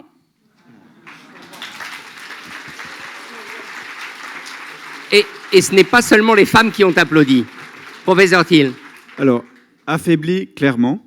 Est-ce que, du fait d'être affaiblie, plus conciliante envers la Suisse, ça, j'en suis beaucoup moins sûr.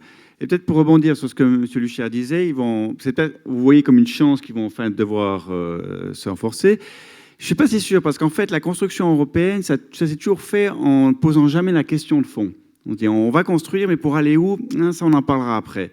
Et il y a des visions très différentes de où on veut aller. Et donc, s'ils doivent poser et confronter cette question, je ne suis pas sûr que ça va donner lieu à un consensus. Et à ce moment, on pourrait avoir alors une séparation de l'Europe en plusieurs groupes, et ça, ce serait que l'apéritif. Jean?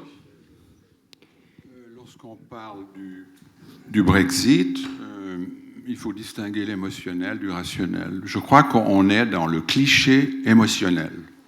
Désolé. Donc l'Union européenne n'est pas affaiblie. On ne peut pas dire, comme on dit souvent chez les hauts fonctionnaires à Berne, on dit on sait où on va, on sait ce qu'on veut, et puis on se pose la question sur ce que l'autre veut. On ne peut pas vivre dans un monde où on déteste l'Union européenne et on en a besoin. Est-ce que c'est utile ou pas? Ah oui, ça favorise nos exportations. Ah oui, ça favorise ceci. Et la libre circulation, non, ça, pas pour l'instant, plus tard. Il faut, à un certain moment, poser son choix. C'est un choix difficile. Et jusqu'à présent, ce qui a été fait avec la Suisse, il ne faut pas l'oublier, est remarquable. Il n'y a pas une mauvaise ambiance. On cherche des solutions. On veut trouver des solutions. Bien sûr que c'est dans l'intérêt de l'Union européenne. Mais maintenant, vouloir dire, vous voyez, le Brexit, parce que tout le monde avait dit, dans les sphères fédérales, et ceux qui pensent, et il y en a beaucoup en Suisse qui pensent, le Brexit, si ça a lieu, c'est la catastrophe. Et puis maintenant, on est en train de se dire, ah mais voyez-vous, le Brexit, finalement, c'est pas si mauvais que ça. C'est dans une position affaiblie, parce qu'on aime frapper l'homme à terre, peut-être qu'il y a quelque chose pour nous. On ne peut pas travailler comme ça. Boris, Union européenne affaiblie ou pas? Du point de vue du journaliste. Oui, à mon sens, oui. À l'évidence, on ne peut pas parler d'une union plus forte aujourd'hui. Mais je pense que le Royaume-Uni aussi est affaibli. Est-ce que c'est une chance pour la Suisse? C'est impossible de le dire. Moi, j'aimerais juste poser une petite question. Vous parlez d'incertitude, le choc des incertitudes. Et à qui profitent ces incertitudes? À qui profitent-elles plus? À l'Europe ou au Royaume-Uni? À la Suisse ou au Royaume-Uni? Clairement, elle profite à personne. Donc c'est un choc qui est négatif pour tout le monde. Alors après, est-ce qu'il est plus négatif pour certains que pour d'autres? Là, on peut affiner un peu. Peut-être que le Royaume-Uni, parce qu'ils ont moins d'avantages d'un point de vue purement économique, donc ils ont ce choc, mais leur monnaie peut se déprécier, donc ça compense un peu ce que l'Europe continentale n'a pas. Mais là, on est en train de chipoter un peu sur qui souffre le plus, mais c'est clairement négatif. Alors, on va prendre les questions. Est-ce qu'il y a un micro qui circule? Oui, il y a 2 personnes qui vont faire circuler des micros. Si vous pouvez vous identifier et si vous adressez la question à un panéliste en particulier, signalez lequel. Je vais peut-être prendre par jeu de 3 questions. Et donc, j'ai vu une main se lever. Madame, voilà, ici. Merci. Viviane Cagneux, ancienne déléguée du CICR. Vous avez beaucoup parlé de l'Europe économique, sans jamais mentionner l'Europe politique. Existe-t-elle? Et est-ce qu'un Brexit est peut-être un électrochoc qui, à l'heure d'une droitisation de l'Europe, de la resurgence d'États-nations, est-ce que vous pensez que ça pourrait pousser peut-être à politiquement unir un peu plus l'Europe? Merci. Je vais prendre une deuxième question. Une dame là-bas, voilà. Vous, madame, voilà, absolument. Allez-y. Moi, j'avais 3 questions. Alors, posez-en une seule. La première. D'accord. Anna Aznaour, journaliste indépendante. Bon. Est-ce que ce Brexit, finalement, va être le pas vers la nouvelle politique d'autosuffisance économique des pays européens? Parce que, par exemple, quand il y a eu les sanctions vis-à-vis de la Russie, il y avait beaucoup de territoires agricoles qui ont été abandonnés et la Russie a décidé de devenir autosuffisante et ces territoires ont été repris par les agriculteurs. Alors, ma question, c'est voilà, cette possibilité avec le Brexit vers ça, surtout qu'en Suisse, la Suisse actuellement souffre énormément de marchés ouverts, ne serait-ce que les exportateurs, enfin les agriculteurs suisses avec le prix du lait qui a énormément baissé, sans parler de la production des arboriculteurs où justement il y a plus de maintenant il y a beaucoup d'arboriculteurs qui disent que leurs enfants ne veulent pas reprendre en fait le terrain parce qu'ils ne gagnent pas avec ça, notamment avec les pommes. Merci. Merci beaucoup. Troisième question, monsieur. Je m'appelle Simon, je suis étudiant en économie d'entreprise à l'université de Saint-Gall. J'ai une question pour monsieur Lucher. Dans le cas où la voie bilatérale échoue avec l'Union européenne, est-ce que vous seriez prêt à relancer le débat de l'entrée de la Suisse dans l'espace économique européen? Alors, on a 3 questions. Première question, électrochoc, je comprends électrochoc en faveur de l'intégration. Est-ce que l'intégration, au moment où l'Europe se droitise, ne va-t-elle pas bénéficier de cet électrochoc? Deuxième question, est-ce qu'on revient au fond vers un protectionnisme, autosuffisance économique en réponse à cette intégration qui ne marche pas? Et la troisième question, on l'a tous en tête, peut-être la parole à l'entrepreneur d'abord, sur la question du protectionnisme, autosuffisance économique, ça vous inspire? Oui, je crois que ce sont des discussions qu'on entend assez souvent, effectivement, dans l'Union européenne. On se regarde notre nombril, mais globalement, ceux qui vont décider de ça, ce sont les Chinois et les Américains. Si eux continuent à pousser, à avoir le libre-échangisme, ça va être extrêmement compliqué pour des pays qui sont relativement petits. Et, bon, l'Allemagne joue un très grand rôle. Je rappelle quand même que l'Allemagne, avec la Chine, c'est la plus grande puissance économique du monde, encore avant les États-Unis. Donc eux ont effectivement un poids énorme. Mais c'est eux les grands décideurs et qui font l'économie, pour finir. Si des petits pays, la France est pratiquement économiquement un petit pays aujourd'hui, décident d'être protectionnistes, tant pis pour la France, ils sont morts. Si la Suisse décide ceci, c'est la même chose. Et maintenant, je parle d'économie, je ne parle pas d'agriculture, où je crois que la problématique est... Alors l'agriculture, je pense que la problématique est très différente. Et là, d'ailleurs, on voit que les Américains sont très, très protectionnistes. Et si je prends des pays très agricoles comme l'Argentine, au contraire, ils aimeraient une grande ouverture, les Américains ne veulent pas. Mais je ne sais pas... oui, enfin, on peut recommencer un autre débat. Mais je crois que ça ne dépend pas que l'Union européenne. Aujourd'hui, on est tellement mondialisé et intégré, c'est les grands acteurs qui décident. Et ça, c'est très clairement les Allemands, les Chinois, les Américains. Deuxième question, est-ce qu'on va avoir un électrochoc positif en faveur de l'intégration régionale, l'intégration européenne? Peut-être Jean? Oui, je pense. Je crois que la question de madame est pertinente. L'électrochoc, il est nécessaire. C'est vraiment s'occuper du patient européen. Maintenant, il faut voir comment. Il y a toutes sortes de modèles. C'est un autre débat. Comment reconstruire, à supposer que ce soit reconstruit. Quels sont les paliers au déficit démocratique? C'est vrai, il y a beaucoup de questions, le fonctionnement. D'ailleurs, si vous lisez le calendrier Brexit, vous allez voir que le Royaume-Uni, sur à peu près 4 des questions, a posé au moins 2 questions d'ordre politique. La fameuse clause qui dit toujours plus près de l'Union européenne, on n'en veut pas, donc c'est très politique ceci. Donc oui, il va y avoir un électrochoc. La manière va être difficile, c'est un débat compliqué, mais je crois que quand il y a péril en la demeure, et il y a péril, le péril c'est le délitement, et personne ne veut ça, et c'est dans l'intérêt de tout le monde. Maintenant, si, dernier point, vous pensez à l'électrochoc, ce que ça signifie pour nous, 2 choses, je dirais. Il est utile, et je trouve que c'est une bénédiction en quelque sorte, d'avoir un pont, un jeu d'accords très bien fait entre la Suisse et l'Union européenne. Il demande d'être un peu huilé en quelque sorte, amélioré, rénové. Mais ce pont existe. Nous sommes un partenaire. C'est le langage de nos autorités. Ce n'est pas un autre langage. Donc, dans cette immense bataille qui va commencer pour repenser l'Europe, nous avons, je crois, une place privilégiée. Mais le deuxième point, c'est que si on veut jouer trop subtil, on va se trouver hors jeu.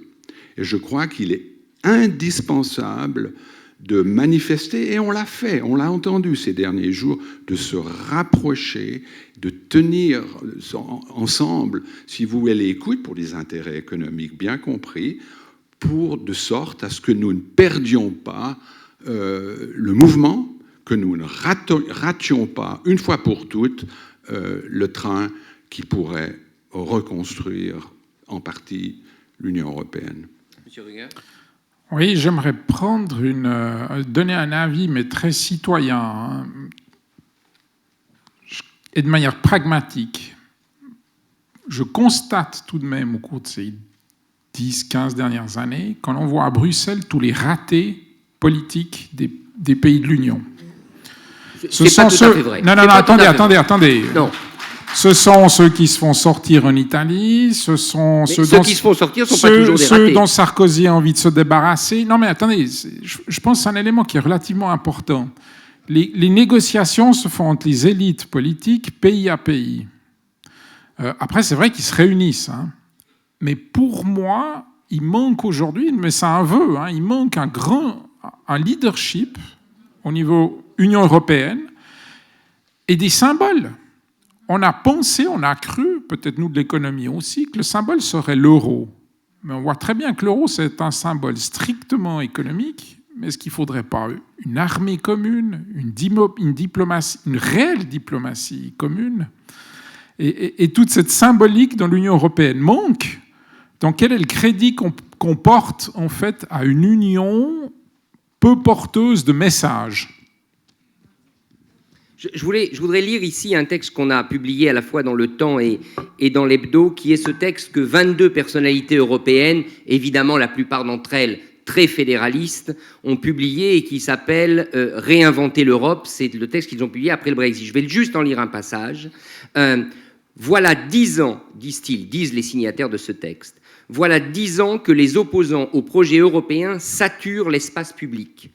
Ils critiquent pêle-mêle l'inaction de l'Europe en matière de sécurité, de politique étrangère ou de défense, alors que c'est eux-mêmes qui lui ont refusé les moyens d'agir. Rompons ce cycle absurde, donnons à l'Union les compétences pour améliorer durablement nos vies. Alors évidemment, c'est un appel, c'est du wishful thinking en quelque sorte, mais il est clair qu'il y a là une feuille de route. Professeur Thiel, vous vouliez dire un mot? Oui, j'aimerais rebondir sur ce que vous avez dit. Donc, vous avez listé l'euro et toutes ces autres possibilités. Mais ce qui me fera beaucoup, quand je dis ça, c'est qu'on liste en fait des outils, mais qui sont les conséquences d'une vraie entité politique existante. Ils ne vont pas en être la cause. Et c'est ça, à mon sens, l'erreur fondamentale de l'euro. On a voulu créer une réalité politique par la monnaie. Or, la monnaie suit la réalité politique. Et donc, c'est pour ça, et j'en reviens un peu à ce que je disais avant, il faut poser la question le fond. Et toute la crise de l'euro, moi, je la vois un peu, finalement, comme les marchés qui posent une question aux pays membres de la zone euro et dire, mais est-ce que vous êtes réellement ensemble dans cette aventure, oui ou non? Et tant qu'on n'a pas répondu à ça, les attributs ne vont pas le faire à notre place. Maître Lucher, je sais que vous avez un agenda serré, mais vous aviez une question qui vous était destinée sur l'espace économique européen. Absolument, on me l'a déjà posé une fois et j'ai toujours beaucoup de peine à y répondre parce que dans la situation actuelle, reparler de l'espace économique européen en Suisse me semble voué à l'échec devant le peuple. Et donc, si on vient avec ce concept, qui est sûrement intelligent, et dans lequel il y a peut-être un avenir à 10 ans, si on en parle maintenant, alors qu'on est dans une période extrêmement troublée, où on est en train de discuter avec l'Union européenne, et très probablement dans une période où on va devoir revoter, ou pas, j'aime pas revoter, on va devoir voter sur des précisions à propos de nos relations avec l'Union européenne, et en particulier cette voie bilatérale et la libre circulation. Je crois que si on amène maintenant le débat de l'espace économique européen, on va un tout petit peu polluer le discours. Mais je suis parfaitement conscient que philosophiquement, conceptuellement, c'est un débat extrêmement intéressant qui vaut la peine d'être mené. Mais comme politicien pragmatique, je me dis, c'est probablement pas le moment de le faire parce qu'on a des urgences à régler. Et ces urgences-là ne s'accommodent pas d'un débat immédiat sur l'espace économique européen. Voilà. Si les tenants du Brexit avaient été des politiciens pragmatiques comme vous, ils n'auraient pas posé la question, ils n'auraient pas gagné le référendum. J'en sais rien. Ça, je suis incapable de le dire. Le peuple anglais a pris une décision et il faut la respecter. Une nouvelle salve de questions. Alors, il y a des questions par ici, et j'ai vu une main se lever. Allez, on va repasser de ce côté-là, madame. Juste ici. Si vous devez partir,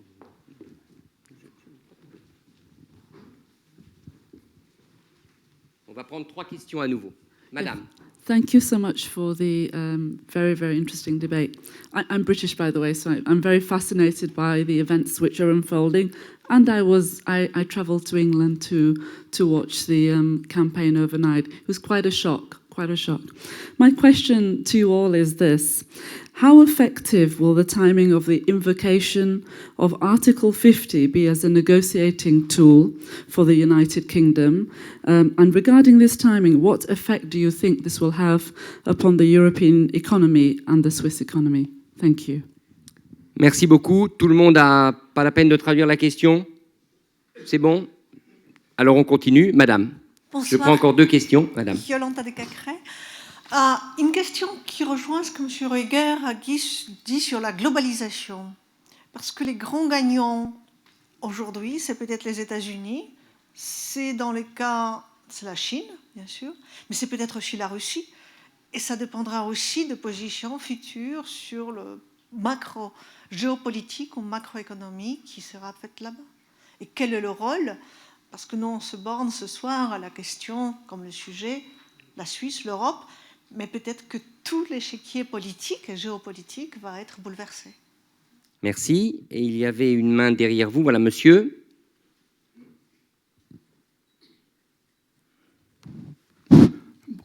Bonsoir, monsieur.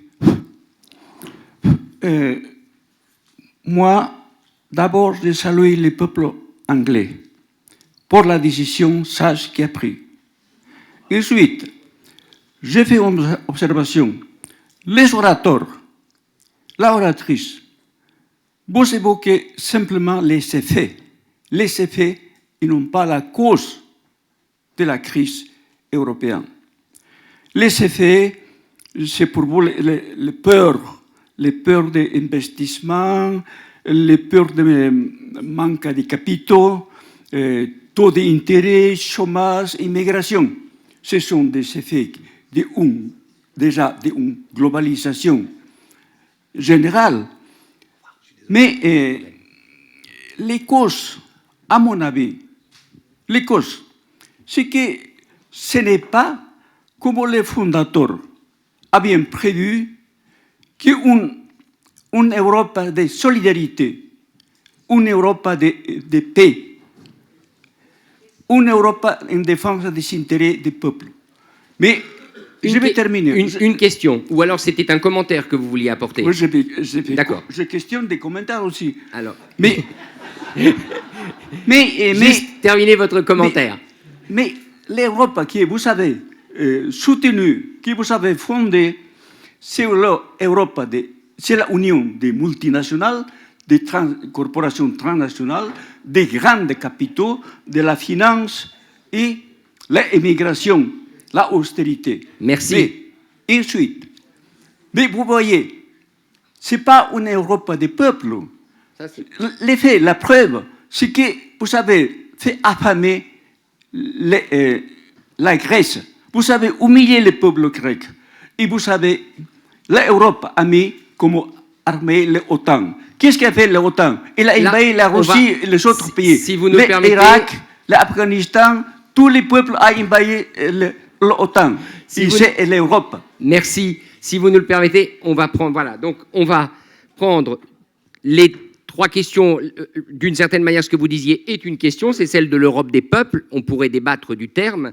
Alors, je vais poser tout de suite, peut-être à Jean Russotto, la question sur l'article 50 de Madame. Est-ce que le déclenchement de ce fameux article 50 qui permet la sortie de l'Union au terme des traités européens, dont on entend beaucoup parler, est-ce que c'est une question cruciale? Est-ce que le fait qu'elle soit activée maintenant, demain ou après-demain est important? Jean? Oui, c'est une question importante. It's a very perceptive political discussion. Donc, mais c'est un peu une question, c'est le parfum du mois. Si vous lisez Le Temps, vous verrez une chronique d'une grande institutionnaliste, Madame Kunz, qui a parlé de l'article 49. Personne ne connaît l'article 49 du traité. C'est pour ça que nous avons une chronique de Joël Kuhn. C'est-à-dire, c'est toute la question de la sortie. Comment vous quittez l'Union? Alors, évidemment qu'il y aura un débat considérable en Angleterre. Vous avez vu que les positions de l'Union européenne se modifient. Au début, c'était non, on ne parle pas, vous envoyez votre lettre de divorce et ensuite on discute. Les positions se modifient, mais évidemment qu'elles doivent. Les hommes politiques européens, malgré toutes les choses abjectes qu'on vient d'entendre qu'ils ont fait, réussissent à penser normalement et raisonnablement. Nous avons un partenaire honorable, ben évidemment qu'on va essayer de sauver les meubles.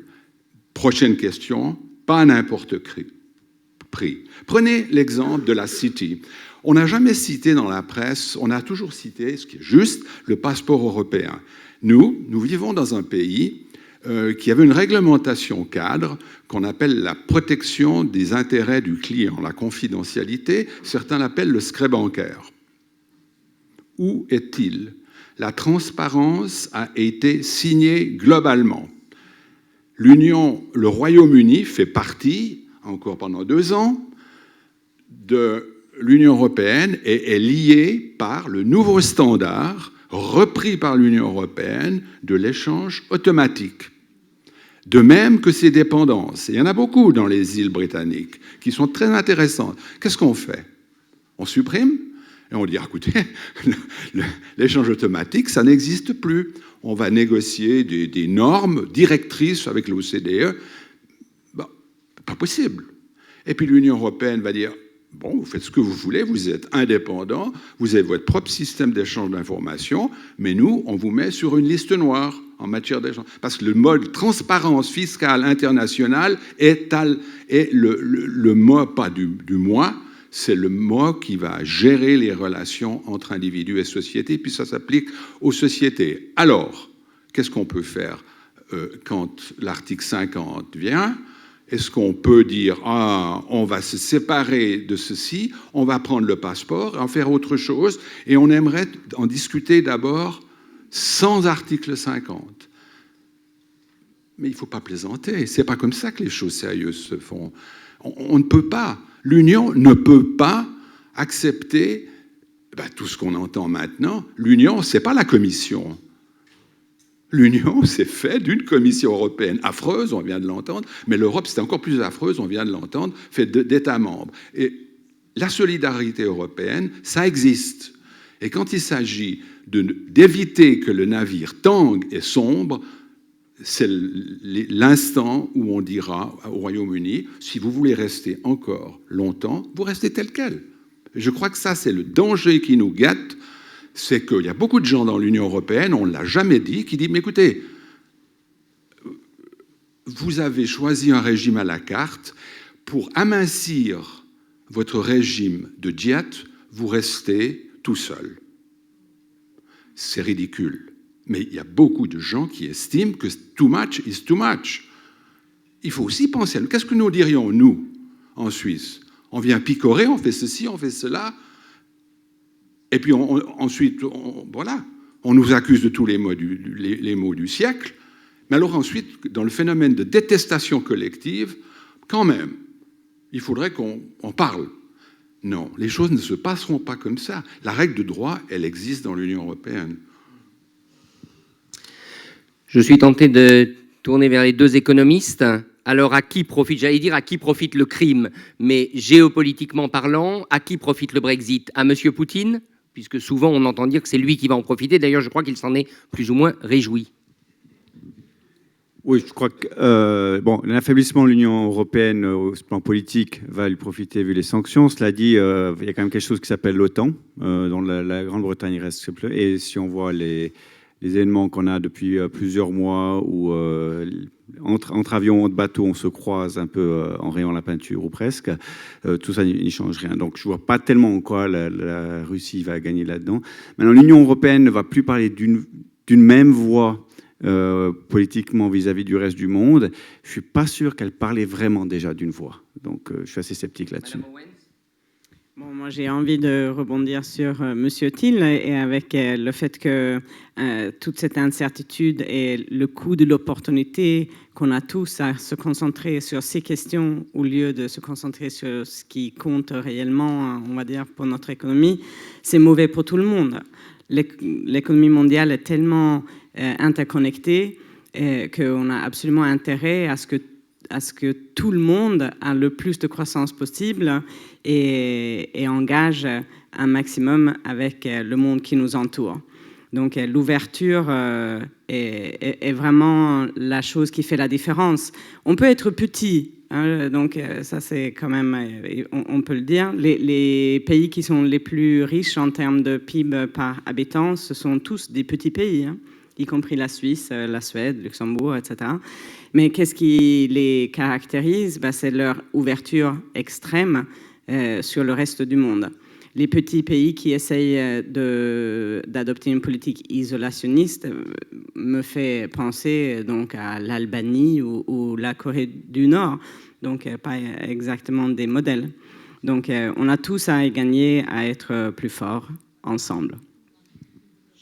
J'ai envie de me tourner vers vous, Monsieur Ruger, pour la question difficile, qui n'en était pas une, qui était un commentaire, mais vous en avez compris le sens. Est-ce qu'au fond, l'Europe a oublié les peuples?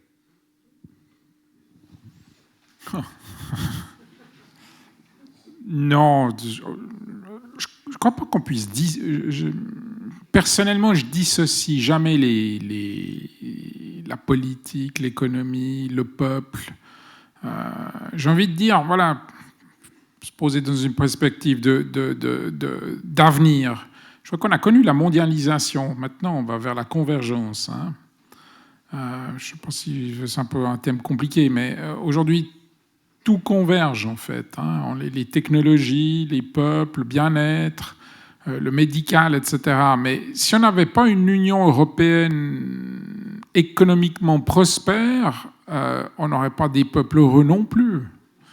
C'est très difficile de dire qu'est-ce qui rend les gens heureux. Alors on dit l'argent ne fait pas le bonheur, c'est vrai, mais enfin la pauvreté ne crée pas non plus la joie. Je crois qu'il faut être extrêmement pragmatique. Non, je ne pense pas qu'on ait oublié Au contraire, je pense que s'il y a ces extrémismes qui montent, c'est certainement parce qu'on est dans une période de crise. Si on n'était pas dans une crise profonde, je pense, économiquement profonde, depuis une dizaine d'années, très probablement le vote anglais n'aurait pas été... Je pense qu'il n'y aurait même pas eu vote anglais. On n'aurait pas posé la question du Brexit. L'heure est venue de conclure et de vous remercier pour votre participation. Et je pense qu'on va conclure avec peut-être un dernier mot de nos panélistes sur une question très simple parce qu'elle est posée. Il y a a priori 2 ans de négociations pour la sortie du Royaume-Uni. C'est ce qu'on nous dit, c'est ce que Jean nous a répété tout à l'heure. Alors prenons le cas où ça ne marche pas. Dans 2 ans, il n'y a pas de solution. Est-ce qu'à ce moment-là, chacun dans votre position, vous serez vraiment terriblement inquiet ? Si dans 2 ans, il n'y a pas de solution. 23 juin 2018. Très sincèrement, je n'ai aucune idée. Les choses... je vous parlais tout à l'heure de convergence. Tout devient tellement...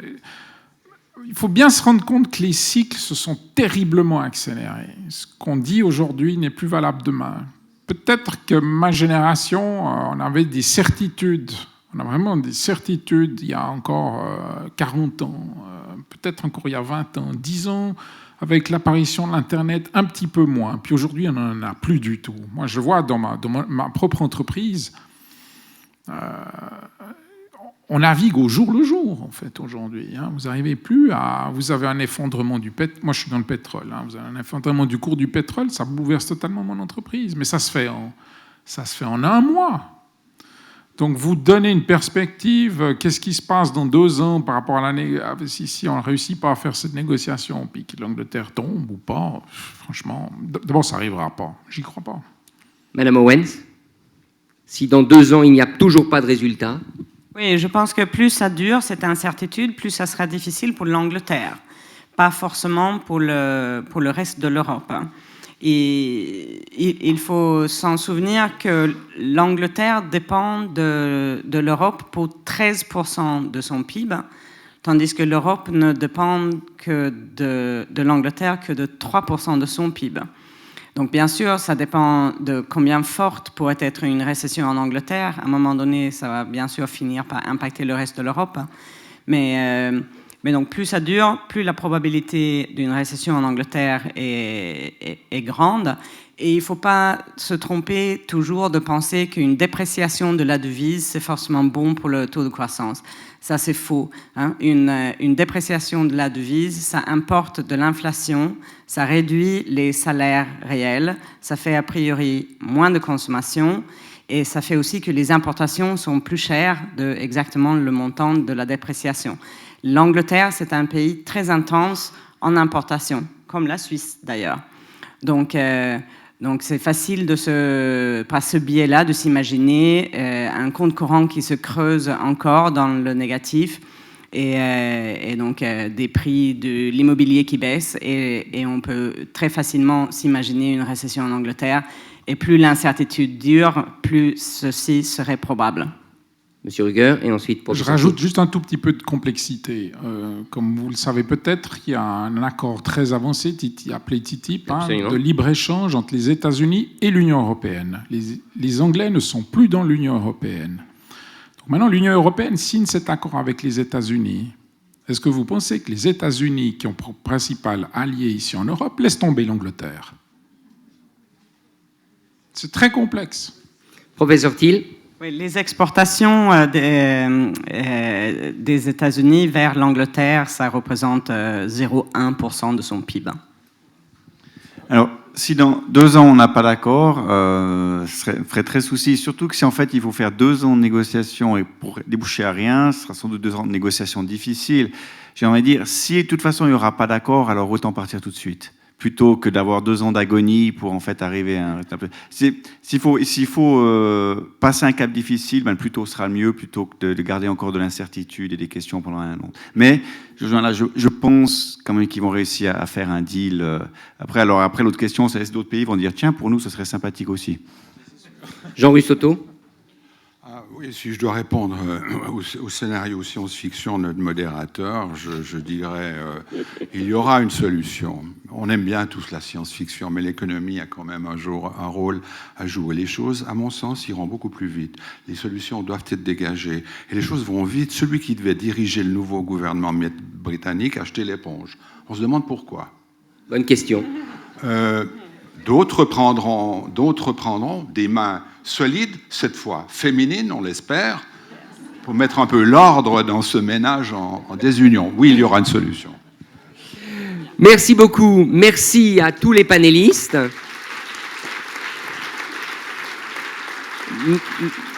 Merci à vous d'avoir été parmi nous. Merci à l'Institut de nous avoir accueillis. Merci au nom du temps. Et donc maintenant, good night and good luck.